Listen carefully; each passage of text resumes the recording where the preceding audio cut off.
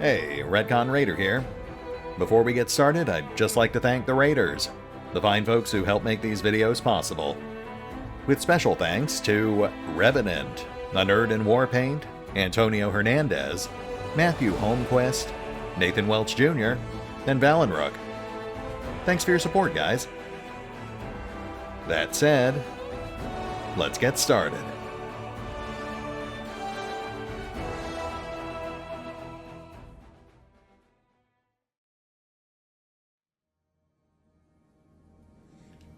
And welcome back to the Pathfinder Wrath of the Righteous beta, as we pick up right where we left off last time. The demon lord Discari has invaded Kenabras and slain Tenderlab, and we fell in a hole. So today we are continuing to explore our subterranean prison, whilst also gathering an ever-expanding group of unlikely allies. Let's get back to it.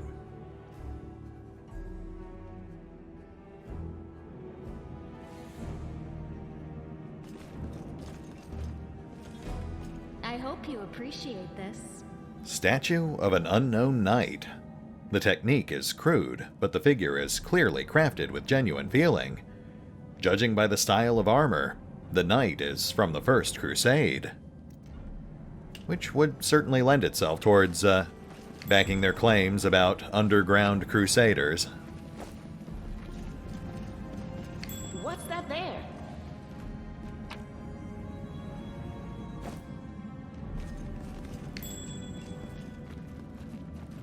The room looks like an improvised museum, or perhaps some kind of temple.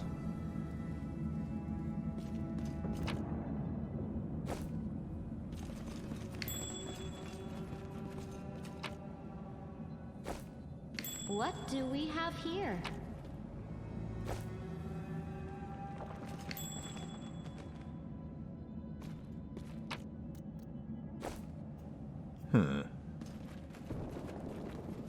Wait, where are you going? We haven't found the relic yet. Right? I'm sorry. I was just looking for secrets.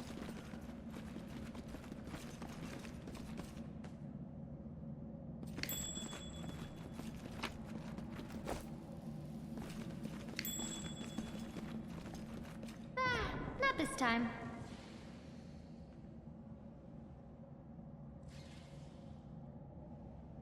Shiny. Day 14, month Gozran, year 4710. A strange flash pierces the gloom, and Creed Ironfang feels drops of searing blood run down his chest. The wound healed by Tyrendelev reopens and weeps scarlet, but there is no pain or weakness. A hazy scene appears, a cave chamber, this one or another one entirely. Creed Ironfang's heartbeat quickens, and a stream of thoughts suddenly bursts into his mind. Thoughts that clearly belong to another. Treachery. They betrayed me, trapped me, and stabbed me in the back. My trusted allies, my treasured friends, the people I swore to protect, the people for whom I descended from heaven and came to this turbulent mortal world. There they are, up ahead, in the gloom of the cave. What are they waiting for? Are they afraid to draw any closer? Do they believe I am about to die from their traitorous blows? Next to me, a quiet moan. A girl with a golden braid lies on the rocks, clutching her slashed side. She refused to join with the traitors and paid dearly for it. I could have tried to run, but I will not. Whilst I still have strength, I must. While recognizing the foreign origin of these thoughts, Creed Ironfang intuits that he can control them somehow. Let's try to heal the wounded girl. A spark of healing magic illuminates the eerie, murky scene before Creed Ironfang. The wounded girl opens her eyes and whispers, "Lariel, you said that everything was going to change soon. You said you and the other warriors of heaven would be leaving us on a grand mission to stop the demons forever. Is that true? The frenzy of foreign thoughts comes faster and faster, like a rushing river, and images flash by one after another. A priestess in colorful robes observing the stars. A young female paladin praying, clutching her glowing sword. A majestic golden-winged angel gazing into the distance, his face covered by a helmet, but his voice ringing clearly. Only if you're willing, and only if you're ready. There is no going back. Then don't waste your strength healing me, the girl whispers. Your mission is more important. You take care. It is near. There, in the vision, the darkness in the cave stirs into motion.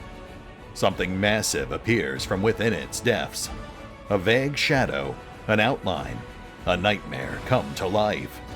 A wave of odious chirruping and rustling emanates from the shadow, the sound piercing like hot irons lancing through flesh and bone. The traitors fall to their knees before the shadow in reverent ecstasy, and the wounded girl thrashes in her death throes. The yawning chest wound burns white hot. Creed Ironfang's head pounds with pain, and it is no longer clear whose pain it is. The person called Lariel who sent this vision, or the one unlucky enough to receive it.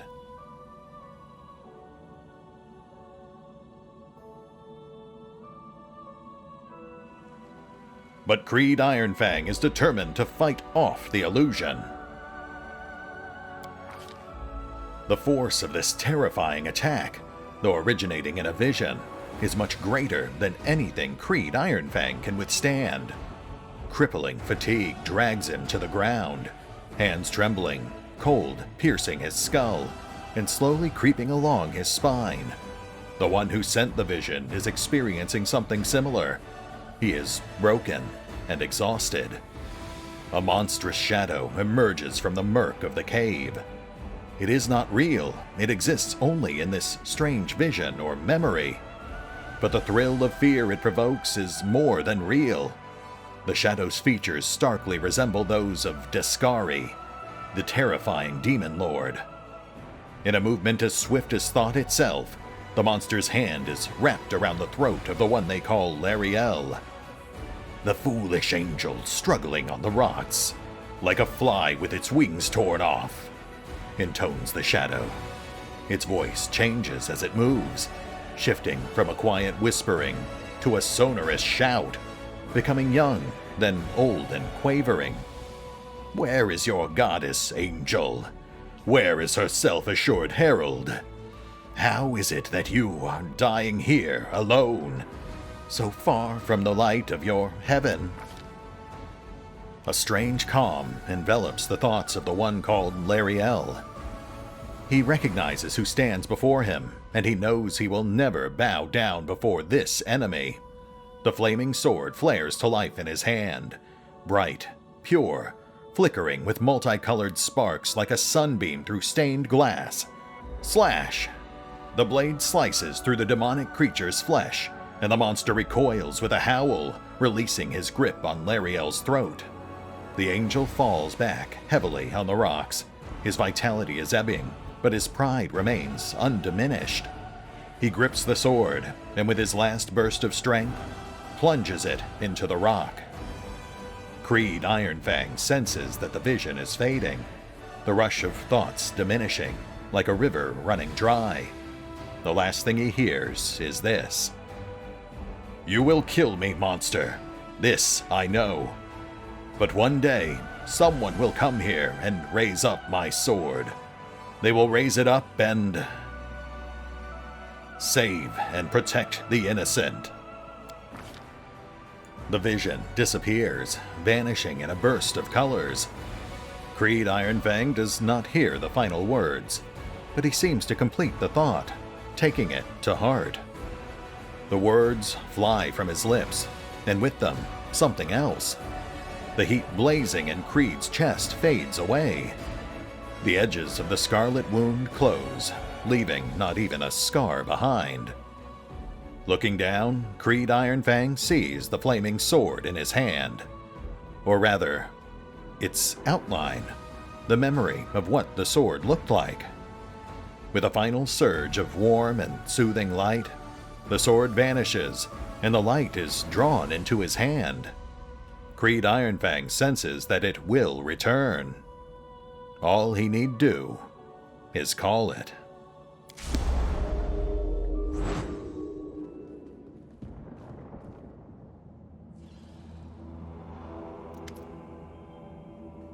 Hey, Ironfang, are you all right? You were kind of glowing just now. Seela kneels before the light, offering up a prayer to Iomedae. Lan looks at you, dumbfounded. That was it. The light of heaven. But how? Wendoag frowns. What did you do with it? Where did it go? You saw it too? The traitors. The dying girl. Lan looks around. It's only us here. Your group, you, me, Wendu, and the light of heaven that sort of got, sucked into you. Any chance you can whip it up again? We do kind of need that. Lan rubs his chin anxiously. Sorry, I crack jokes when I get nervous. And when I'm upset. And when I'm happy. Anyway, what I said, it came out wrong. We need to bring you to Chief Sull. You can show everyone the light of heaven. We'll rally the tribe and go into the maze. And we'll get back our kin. And what if he can't make it happen a second time? What then? The tribe will just say we're crazy and turn its back on us. I think I saw the memories of Lariel, the angel who died here. Lariel? That really was Lariel, the angel from the legends? The ancestors even got his name right on the gravestone. The chief will be thrilled. Wendoag watches you with suspicion. You, thousands of gongs and no one's been able to touch it, and now you, an ordinary creature of flesh and blood, no different to us, get the sword and start talking about visions? Now, Wendoag, don't be a sore loser. Lan nods toward you. He is clearly different to us. The sword appeared before him, along with the angel's name and all that other stuff, because he doesn't carry our mongrel taint. Heaven doesn't give a damn how special we are. We're born with evil inside us. Heaven doesn't need to know any more than that. I know you're willing to tear anyone apart to uphold our people's honor, but you and Sull, you just refuse to face the truth. We are the way we are because our ancestors' bodies were corrupted by the abyss. It does the same thing to plants and animals. There's nothing heroic or special about it. It doesn't make us better, and it doesn't make us worthier. It seems I can control it.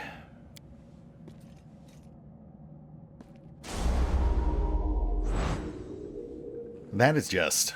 wow. I mean, that's amazing. Heaven has truly blessed you, Creed Ironfang. Wendoag stares at the divine light, as if transfixed. This power is the most majestic thing I've seen in all my life. Is this what the sun is like, Lan? Yes, it's similar, but this light is more golden. Lan drags his gaze away from it. Chief Sull needs to see this. Now that we have the power of angels on our side, he can't say no. He'll have to assemble a troop to storm the maze. Lan looks at you, pleadingly. You Uplanders care about your kids, right? Help us save ours. Without them, we won't survive. And then, the perils of the maze won't be so bad if we go together. We'll make our way through it and find the way to Kenabras. Very well. Lead us to your chief, and I'll decide if I'm going to help you or not.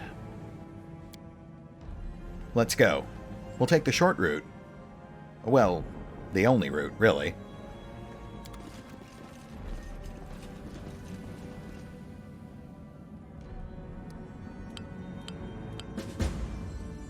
Ah, so that's what the mysterious path was for.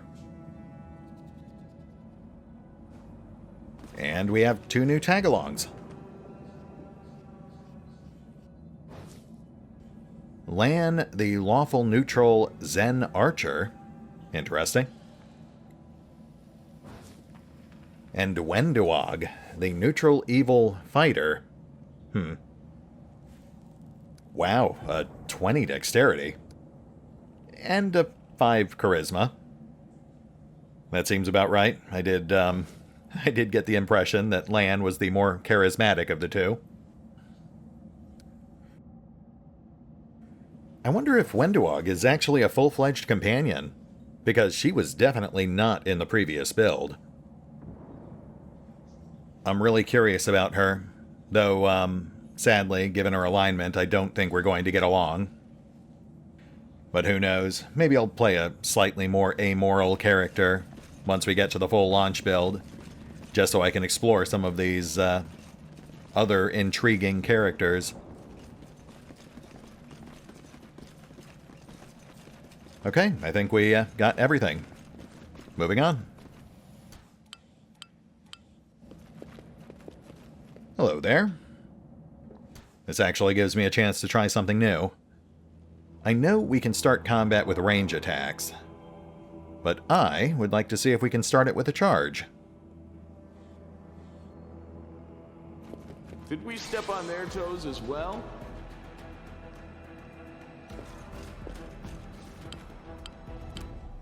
Oh, interesting. Okay. I think what happened there is that I told him to charge, so he started charging, and as soon as he entered their perception range, the turn-based combat was triggered, at which point he immediately continued his charge, as if it were the top of the surprise round, but with 20-foot movement, he couldn't quite make it there.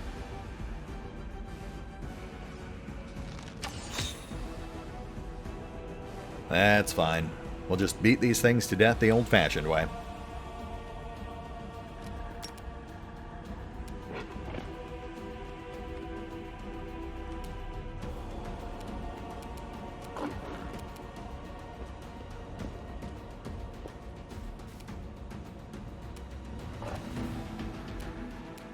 You know what?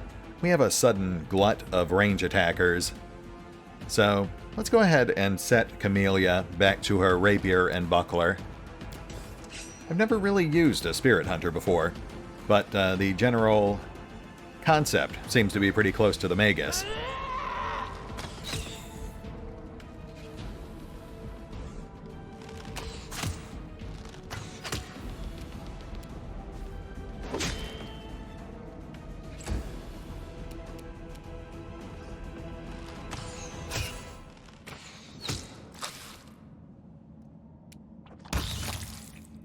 Good, Kaiser. Don't swallow that.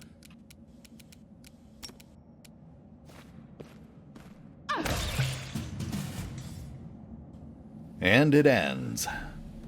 2 more foes felled before our fury.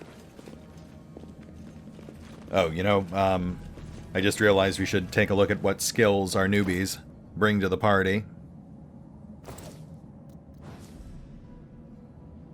Ooh, perception. That'll come in handy. Also perception, but notably less.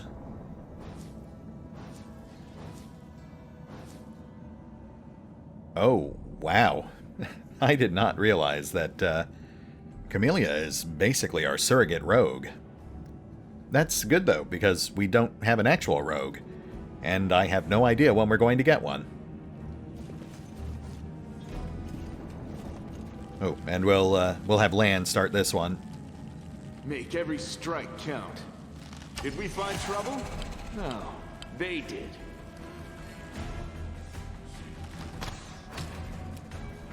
Nice. Okay. As a Zen archer, he gets 2 attacks with a full attack action, so it's ideal to start fights with him.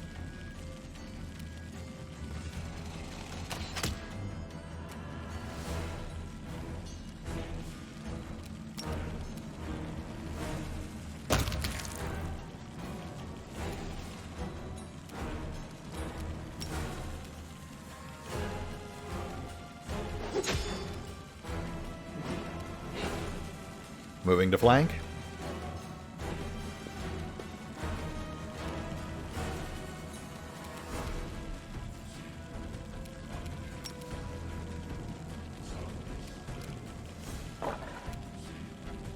Light of the Angels.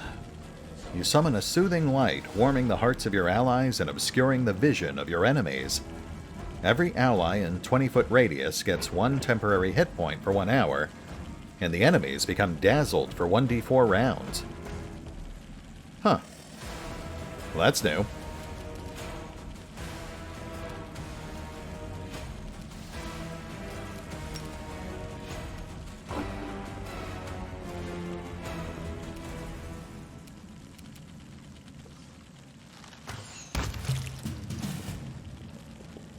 Nicely done.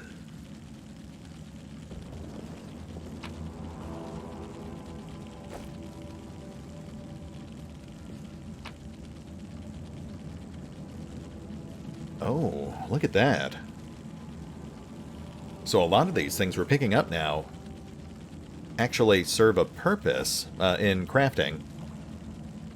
That means that, by extension, in Wrath of the Righteous, there's a whole lot less just pure vendor trash, which is definitely a move in the right direction. I mean, I don't mind random loot items, but it's nice to have alternate uses for a lot of the things we find. You are in my way. Hmm? Yet another obstacle.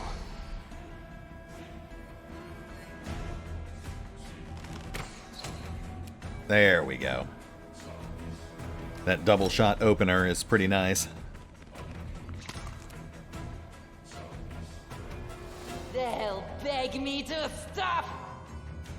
For those who are wondering, it does appear that when you have turn-based tactics mode enabled, only one character can make that opening strike. So there's no more half-party coordinated alpha strikes unless you're playing in real-time mode.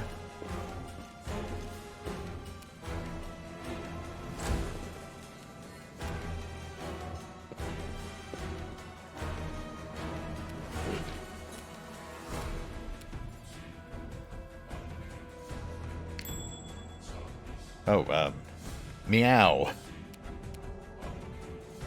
What's that, Kaiser? You see a skeleton? All right, we'll investigate it after the fight.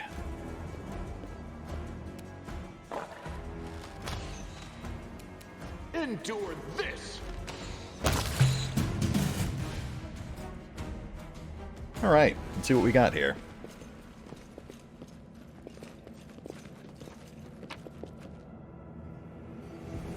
Ooh, a Wand of Cure Light Wounds with 15 charges. That will certainly come in handy. In fact, we will immediately slap that on Camellia. We'll get these potions in order too.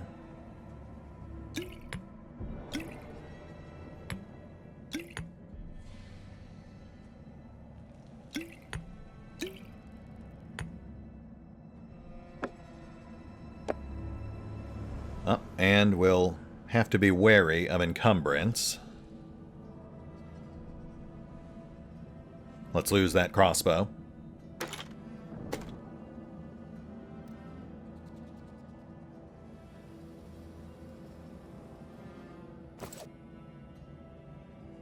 Okay, I think that's it for this offshoot.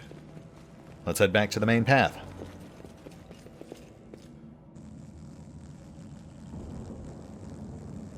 So we are headed this way.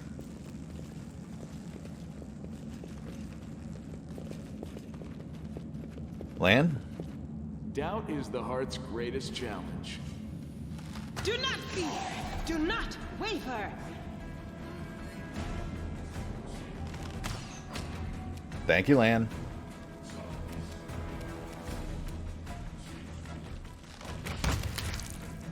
And Wenduog. We'll need to keep an eye out for some nice composite longbows for those two.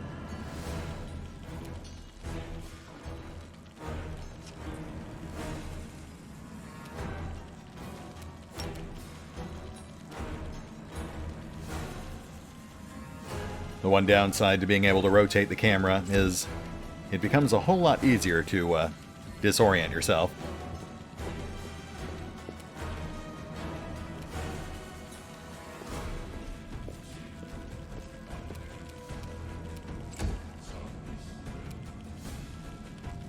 A fearsome battle line forms.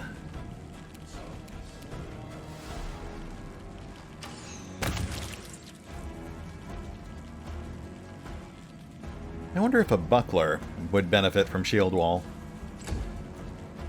I'll have to check the wording on that. Also, we're still not done, so we must have more lurking in the shadows. There you are.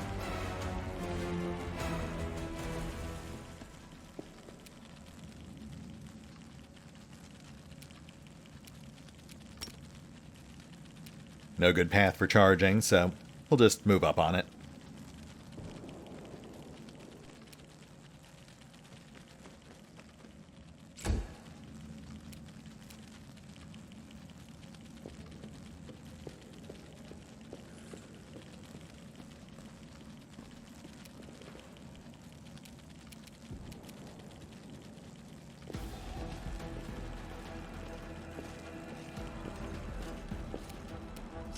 Go for their hearts!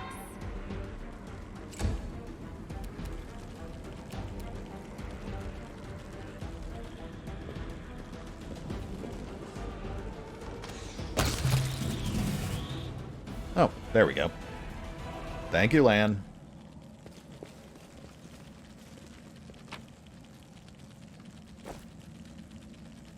Ooh, Masterwork Light Crossbow. We'll go ahead and slap that on Creed as a backup.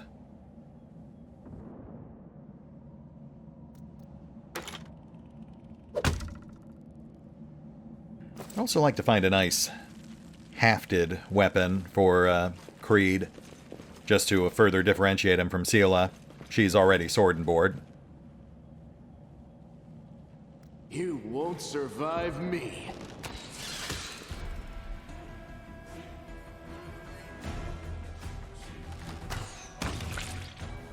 Nice. Who else is out there? Ah, I see.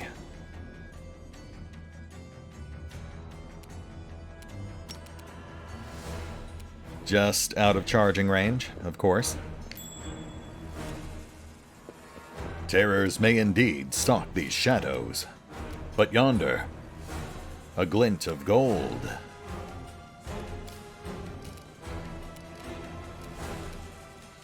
Let's work charge into Camellia's repertoire.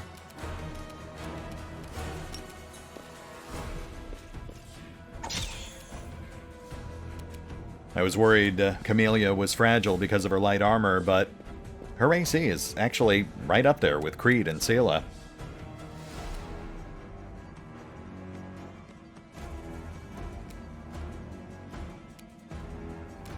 No match for me.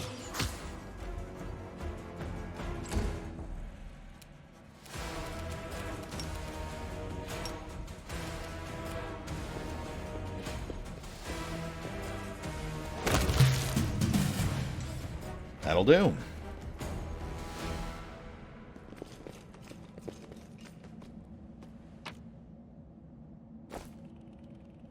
Masterwork Greatsword. Almost makes me wish I had taken Iron Fang towards two-handers, but we're already committed.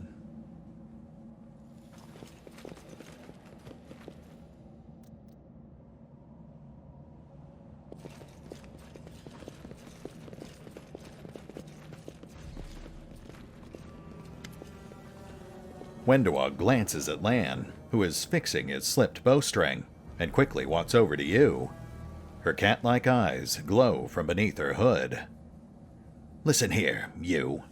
I don't know who you are or where you came from, but you and I are the only two people here who see things clearly.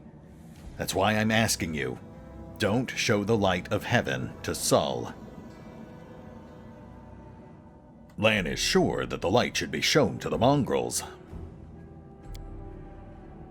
Lan. Wendua grimaces, and a guttural, husky snarl unfurls in her throat. He wants to play the hero. His first idea, if you remember, was to grab the sword and run headlong into the maze. Does that sound like a plan to you? To me, it sounds like suicide. The worst part is that the tribe might actually take his words to heart and follow where he leads. I thought you considered the mongrels to be great warriors. The descendants of great warriors. I believe that my people are worthy of greatness, that we are strong and can do many things. That's why we were chased down here. We scared people. But it's one thing to go hunting in the caves, and another to fight in the shield maze. Wendoag leans closer, her pupils dilating. I've been there. I've spent my whole life training so I can make it through all the way to the end. There were more of us trackers at the start. We were young and stupid. What's a couple of monsters when there's a whole world out there waiting for us? That's what we thought, but we weren't prepared. The maze isn't just a physical challenge. It tricks you. It makes you doubt your own mind. It's cunning and full of traps. It's dark as the primordial night. At some point, you start to think you're in the guts of a living creature that's just swallowed you whole, and the air itself is eating away at your flesh. Wendoag looks away. I had to learn from my friends' mistakes. I had to step over their bodies and go further. I don't want to have to do that again. And it will happen again if a crowd of ill-prepared fighters burst into the maze with no idea where they're going. All because Lan believes that a glowing sword will solve all our problems.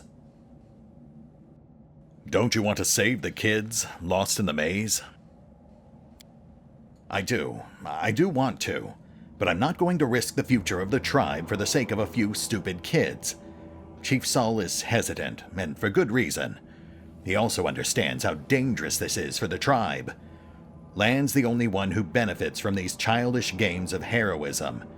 I'll go alone if I have to and find them, or whatever's left of them, without any heroics, relying only on myself, risking only my own life. Wendoag slows. You and your friends, you can come with me. Perhaps we can make it to the end of the maze together and find the way out to the surface. Wow, okay. I mean, on its face, she actually makes some halfway decent arguments, but at the same time, we also have the somewhat meta knowledge that she is in fact neutral evil, so we don't know what we can trust about her particular take on this situation. I don't know. I'm not entirely sure how to read her. Though I'm also not sure I'm comfortable hiding the light from Sol, because that seems like it would go against the Andorran's common rule. I'll think about it. Let's go. Wendoag nods. Don't show the chief the light, and I'll lead you through the maze to the surface. I swear it.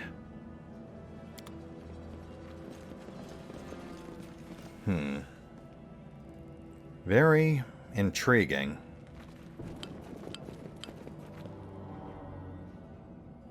Alright, let's just make sure we're not missing anything here. I feel like we did a pretty full sweep. I'm not 100% on this chunk here.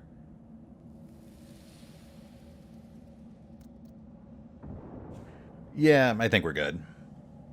If there was anything there, then we've already missed it. Onward, my friends.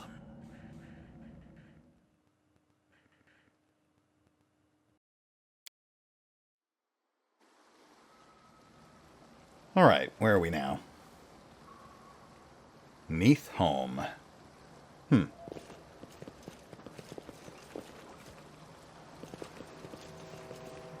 Hey, guys. Uplanders? They should have stayed on the surface. They've no business coming down here. I don't even want to know what's happening up there. Okay. I get the distinct impression that we might not be welcome here.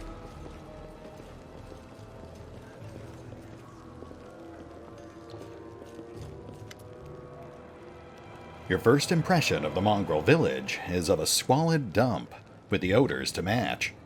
Unblinking, glowing eyes watch you from the gloom, and deformed shadows slope between the huts. You see some mongrels gutting white, eyeless fish, while others are repairing fishing nets.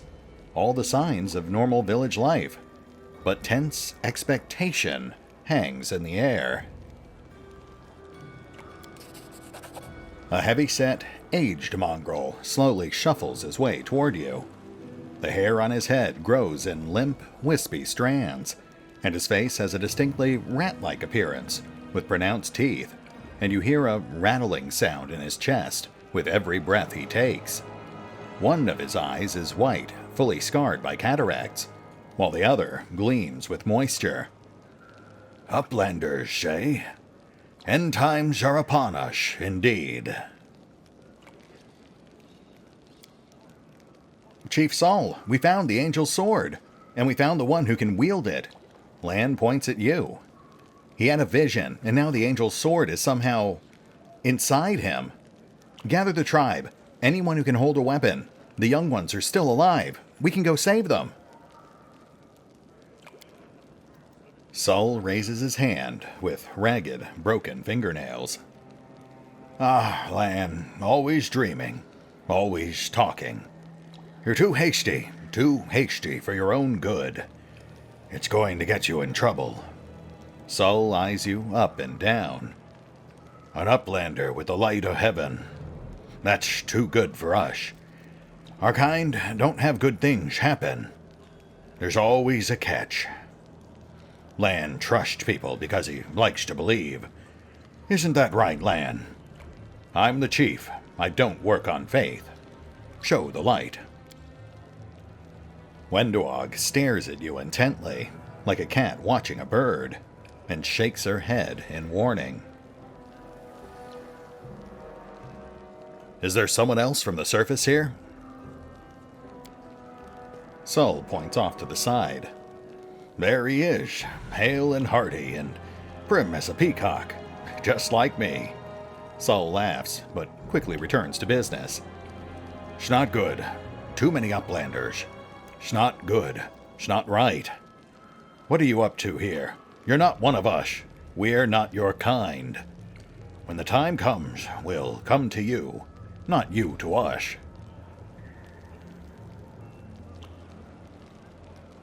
Lan speaks the truth.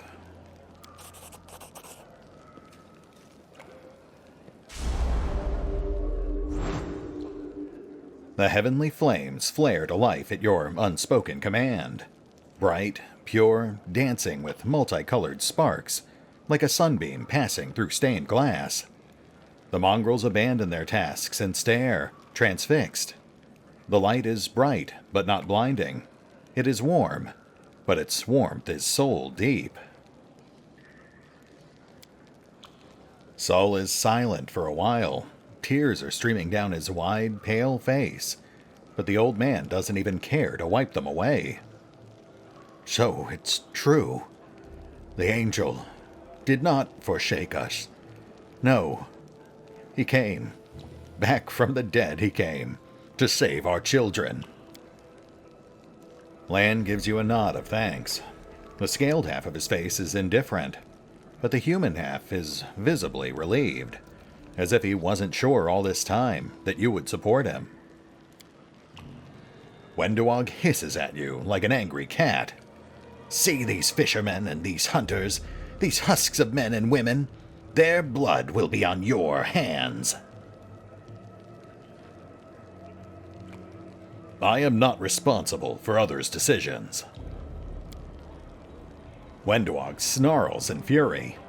And why are they making these decisions? Because of you! You've sealed their fate!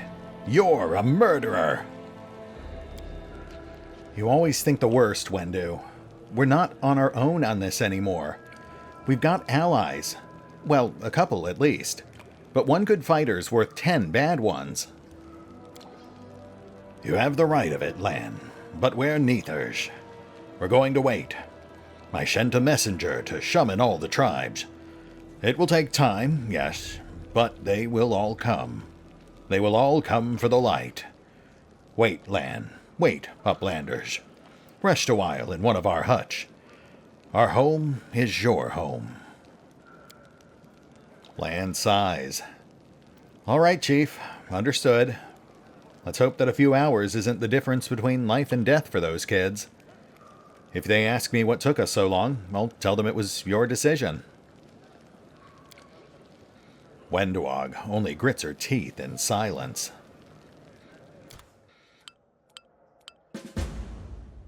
Hey, level 2.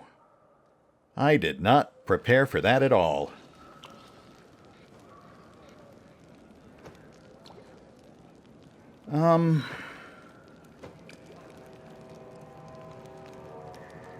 Okay, I'll tell you what. I think it's pretty obvious the next thing we're supposed to do is go rest. So let's have a quick jaunt around town and grab all these loose items.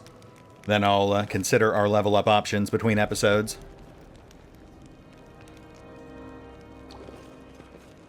Actually, I'm not entirely sure what to expect here. We might get dragged into conversations or skill checks. So maybe we should take care of those level ups. I'll just tap the quick save button real quick. That way if I make any really obvious mistakes, I can go back and fix them before we get too much farther. Obviously we're going to stick with Beast Rider.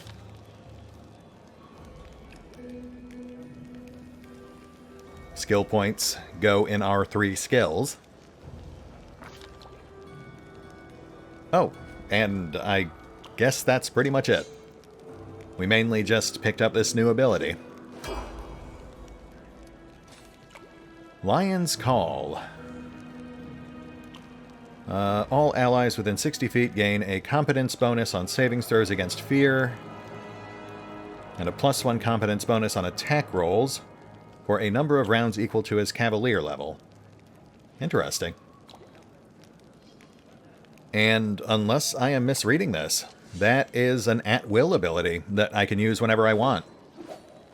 So that is actually pretty handy for those rounds when we can't quite get to someone or before we start any combats. I'm already imagining Creed giving a quick little mini speech before every fight.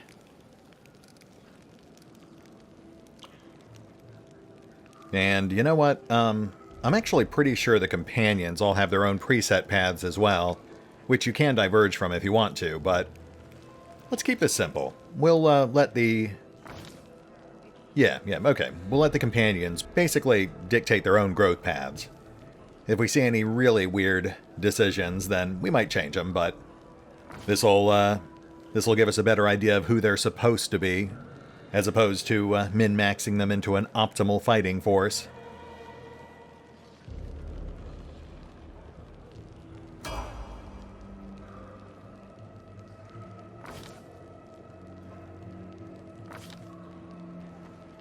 Ice Plant. This hex grants the shaman a +2 natural armor bonus. The effect leaves the shaman's skin thick and stiff to the touch. Is that just always on? I don't see, well, I guess that's easy enough to find out.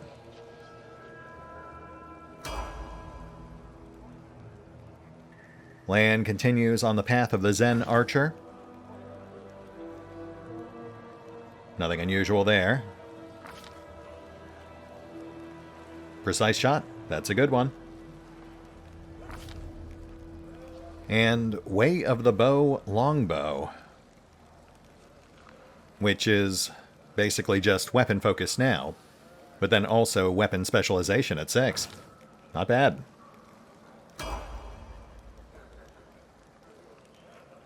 Wenduog continues being a ranged fighter.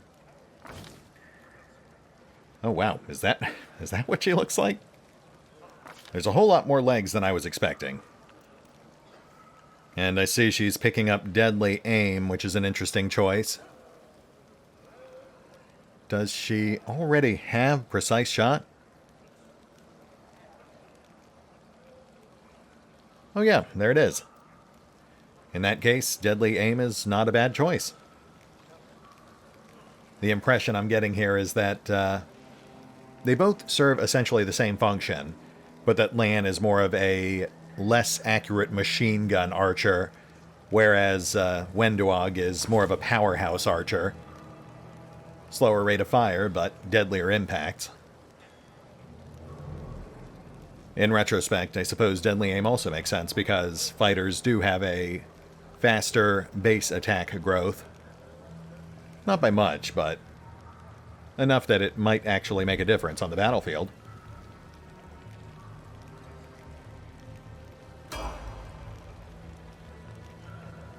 And Kaiser. This one we actually have to do ourselves. Skill points go into mobility and perception. And feats.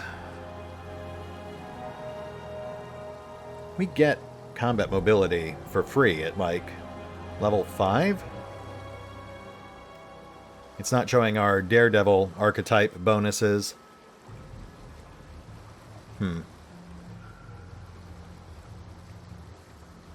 I don't want to take it if we're getting it for free, but the Daredevil archetype might not have stuck properly. I have been warned that animal companions are still a work in progress. We could always go with something safe, like power attack or weapon focus. Ooh, or maybe armor proficiency. I would like to slap some armor on Kaiser.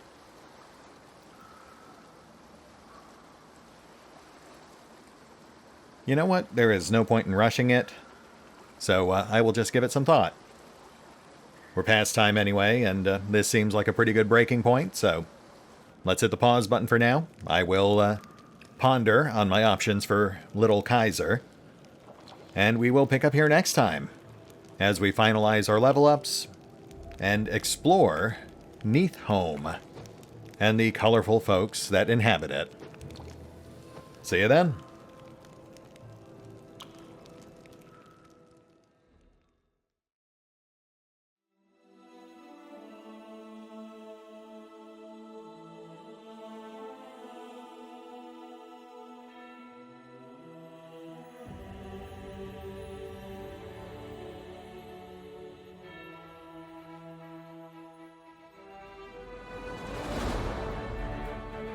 Oh, and remember, although I do love playing Pathfinder, Wrath of the Righteous, you can find out more about the game by visiting the official website, the official YouTube and Twitch channels, the official social media feeds, or the official store pages. As always, links are in the description.